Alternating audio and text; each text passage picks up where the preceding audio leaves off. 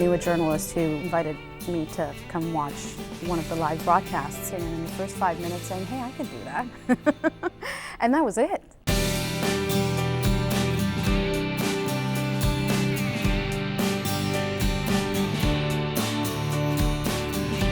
You know what, I think I'm lucky in what I do for a living because the inspiration comes from people, and I cover all types of stories. Some days they're uplifting stories, some days they're more difficult stories to cover. This was one of the first major stories that I did. It was the Cecilia Zhang story. She was a young girl who was abducted from her bedroom.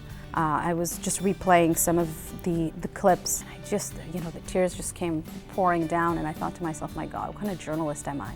And I think in that moment I realized I'm doing the right thing, I'm in the right profession, because if you don't have a human reaction to the stories that you're covering, maybe it's time to move on. Just a decade into her career, Galit Solomon has already won awards for her accomplishments as a journalist. She's also touched the hearts of thousands of people in her community by teaming up with organizations like the York Region Abuse Program to combat childhood sexual abuse. And she started her own organization, Project Butterflies. The York Region Abuse Program, that was the start for me of this whole process that eventually led to Project Butterflies. And so I met with the executive director of YRAP, and I told her, listen, I'm a survivor myself. And that in itself was so much weight being lifted off my shoulders, just being able to say that.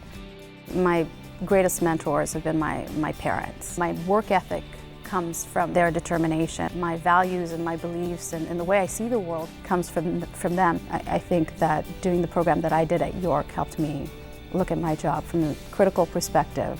You don't always think about the critical stuff, but I see how important it is and how valuable it is, not only for me as a journalist, but also for my viewers.